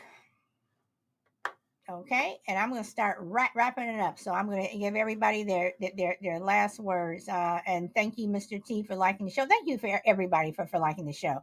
That guy says the study was put out that your child should never feel terrorized by you unless you want to cause issues. And I understand that, but I truly believe that when children are spanked, they don't feel terror from their parents. They know exactly why they're getting spanked. And again, I'm not saying that you're beating your child. If you're beating your child and your child knows that you're going to get a beating, yeah. But if a child knows that you're getting spanked because of something they did wrong, I think that's just a little overboard. So you can do the timeout. That's fine. People raise their children however they see fit. For me, I tapped that bottom, and I didn't have to do it a lot, probably less than 5 times. And I'm happy to say that my child, who turned 22 yesterday, is a fine, upstanding citizen. Okay, and a spanking doesn't have to be terrifying. Exactly, that guy. That's exactly what I'm saying. And Barham says spanking teaches kids that when people are bad, it's okay to hit them. Causes more problems than good. I disagree. And Bob says hashtag peaceful parenting. Okay, all right. But then again, like I said, I look at my kid. He's not going around killing people. He's not drinking. He's not caught drinking at the age of 13, 14. He's not running away. He's not, no, sorry. And like I think Crazy Train says, there's so many variables, and every situation is different. Every situation is different. And as I've said about other things, there are different layers. You just can't assume. So, Chris says, that guy I was spanking, I was terrorized for doing something naughty, not not of my mom, not of my mom. I'm not sure what you're trying to say there. That guy says, I'm not a parent. Okay. I don't plan on it. Okay. Okay. Well, thank you, Juju. Thank you. His mom did it. Okay, so I'm gonna go around the room. Shy lady, I'll start with you. Do you have any last words of wisdom? Yeah. Um, I saw some of the comments. I'm gonna have to disagree with Bob. I don't think spanking teaches kids to hit people. I knew kids that my daughter and son went to school with, and their parents had never touched them, but yet they were the bully. They were the bully. What's the word? The most bullying kids, if that's a word. They were So what so they were they the were the ones ones that were bullying people. exactly hitting Okay. kids, and their parents never touched them. So that maybe he's experiencing people who were spanked and they resorted to that, but from my experience with my kids classmates, no, their parents never touched them, and they were some of the worst kids ever. So I have to disagree with him on that, but anyway, that's my 2 cents. And I love your 2 cents. Okay. I'm gonna go to Mr. B. Are you there? I'm giving you a chance for last words. Mr. B, Mr. B. Okay, Crucible, last words. Yeah, just real quick. I'm kind of beating a dead horse here, but one of the things I think that parents can do, but it's a serious point. When we talked about, and Jimmy made some good points, and I've been talking about hiding behind the screens and whatnot, and what they've found, and they've done studies about this, is when kids or people in general, adults can do the same thing. When you're not face to face with somebody and you can't see a facial expression, you can't see sadness, you can't see confusion, you can't see happiness, so you're missing an empathy gene there. And I think it's up to parents to teach right and wrong, understand that words matter, feelings matter, and promote and cultivate empathy. Empathy is a huge piece of the puzzle that's missing in social media and it's missing in schools today. And that's the job of parents. Treat people right. Treat people with respect, have some morality. That has to be drilled into their heads over and over and over. Your words matter. Think about how you're. And that's what my parents did to me. And it has to be drilled in over and over and over again, because most kids at that age or earlier, they don't necessarily intend to inflict harm. They just don't know any better. And until they learn boundaries, and that's got to come from parents, you're going to have a mess on your hands. So I think it's a parental thing. It always has been. We can count on the schools and the daycare and all that, but at the end of the day, they don't give a shit because they're not their kids. The people whose kids they are, they got to give a shit. I will agree with you on one thing, Crucible. This entire conversation, that you're right. They don't give a shit because it's not their kids. That guy says the most messed up kids I knew had parents who were meth coke addicts. He also says people sell their kids for that stuff. Yes, they do.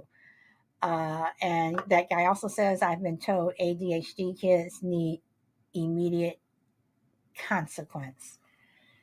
So, bye. You have the last word.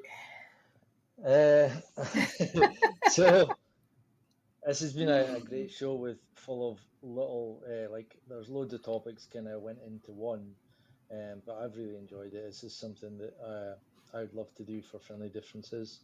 But ultimately, for my final word, I would say, and this goes for all the topics, and obviously with Shy Lady's last comment, I'll give a little bit of a pushback, but I'll use an analogy. If you're sitting in a daycare center with a load of 3 4 year olds, and one of the 3 year olds snatches a toy off of the other one and the other one hits the kid back, where do you think that came from? Because I'll tell you where it's came from, in my opinion. It's either came from the fact that their parents have hit them, or they've seen violence on a TV screen, or something. Like they've seen that, they've learned that behavior. And I know there's going to be exceptions to the rules where I was spanked as a kid and I don't go out shooting or punching people. But this is the things that when you do come across a murderer or a shooter or someone that's in behind bars, when you look into their lives, they were spanked as kids. A lot of them were spanked as kids. A lot of them had single parents. A lot of them, their parents, if they were together, were abusive to each other. There's patterns, because humans are they're like sponges from kids all the way through to death. They're learning all the time. They're seeing things in the media, they're seeing things in real life. And otherwise, I'd like to turn the question. I've been dying to jump back on the call and ask you, Solid, why do you think people turn to, gun crime and things? What do you think? Because if it's not that it's learned and that all these things I'm saying is just nonsense, what is it? So thanks again. Okay, and I want to answer, your question first of all with the 3-year-old, and I'm gonna give Charlotte an opportunity to answer that too. The 3-year-old or 4-year-old that's sitting there and somebody grabs the toy. Maybe that person, it was like maybe that kid had been grabbing, and finally the other kid said, "I'm just gonna slap the crap out of you." Chill, I didn't even know you were here. I sent you an invite, and you have literally just popped up. So Chill, welcome. What would you like to say? I'm telling you, popping does not. You literally just popped up on my screen, so I was not So ignoring you you. no, I wasn't. I didn't think you was. I figured something was going on. I wasn't tripping. But I was just going. No, go ahead. I know Bob asked you a question, so I didn't want to No, interrupt you. I mean, so basically, you know, what I'm saying is that that kid could have been snatching that other child's toy for whatever reason, and then they just snapped and it's like, you better give me back my damn toy. And he just smacked them. So Shy Lady, I'm gonna give you an opportunity to answer because Bob did say I want to ask Shy Lady. So do you want to comment on the 3-year-old slapping the other little 3-year-old or 4-year-old? Yeah, I was told, and of course I don't remember because I was too young, by my mother that I was a biter, and I had an older sister. We're 17 months apart, and when I was about, I guess, 9, 10 months old, when I wanted a toy that she had, my mother said I would bite her. I would bite her to get that toy. And my sister was probably 3 years old herself. So no one taught me to bite. That was just something that I did to get what I wanted. My mother told me I was known as the biter. But as a baby, my parents weren't biting each other. My sister wasn't a biter. My sister was a very timid child. And I was kind of like I guess the kind of kid that was more aggressive. And so that's what I resorted to. Cousins came over, and they were around my age. If they had something that I wanted, I'd bite them to try and get, I'd bite their hand or their arm to get what I wanted. So you don't have to be taught that. I think it's something that's innate. Okay, and you have a point. Shep, I know you are here, but Chill will. We are running out of time, so Chill, I'm gonna go to you, and then I'm going to go quickly to Shep. So Chill. Okay, cool. So basically, parents in general are messed up. So it's a cycle. So to say it's the parents' fault is really not really looking into the problem for me. Um, we're all messed up to some degree. I do think there's an insensitivity now in today's day, that empathy, lack thereof, I should say, of the value of life in general. It's an issue, and with us just not really learning or growing together anymore. Everybody's in different rooms and different things. Don't even like each other in the same house, and it's so easy to be secluded You're in that right. manner. And so we're not learning nor not even seeing where a person is at mentally, because we're so to our set. We're in our. You don't even know if your child's sick because you don't talk to them. You don't have dinner with them. You don't coach. You don't play with them. They don't do that no more. And we just all to ourselves. So that's a underlying issue in itself. I mean, every kid's different. We can't just say spanking works and the adult doesn't work. It worked for me. I'm not a psycho. I don't think it's an exception that you get a spanking and then you become normal. That's not an exception. I was just speaking about, like, Bob made it as if it was exception. If you get whoopings, that more than likely than not you become a psycho or become abused. Like, I don't think that's necessarily it. At least not for not the people around me. Everybody got ass whoopings. I mean, a lot of people, most of them, that I don't have nobody in jail or. I mean, everybody did bad things, but it wasn't nothing crazy. I mean, if you see that child in the daycare and they snatch that kid toy, if that kid who snatched that toy got ass whooping in front of all those other kids, guess who's snatching toys again? Nobody. So Yeah. it works both ways. And a lot of these studies are, that's what I hate, these studies, because they're done in a biased manner, or just not the environment in which they are controlled is just not, I don't know. And it doesn't tell a story, and it doesn't, and involve cultures or situations, and it's a lot to go behind that. But And yeah, it's a lot no, to go behind that. no, and But chill, I understand, and that is why I say not just to certain things, all things. There are layers. There is a backstory. There's always something else. and kids can learn nuance, right? Kids can know, like like you can't say don't ever lie. That's silly to say don't ever lie. If somebody got a gun in your head and you get a lie, you can say you save your kids. You're gonna lie. You know what I'm saying? It makes sense to lie. You know what I'm saying? You can't. I mean, you kids learn nuance when they should and should not do something. You know what I'm saying? It's just you're taking away from their ability to know that it's not just black or white. And so yeah, No, I understand. And chill, I'm sorry. I don't mean to Go ahead. rush you, No, but go ahead. Shep, you have the mic for like one minute. I am so sorry because we're at our 2 hour No, mark. that's fine. I'll share the time because I missed the question or topic, so I don't really want to talk about something I'm not too sure what you guys were talking We're about. just basically been talking about why do people need to be liked, and then it went to school, um, shootings and parents and raising your kids, and kids are shooting each other because of this. So basically, we've talked about some everything around why do people need to be liked. Oh, okay.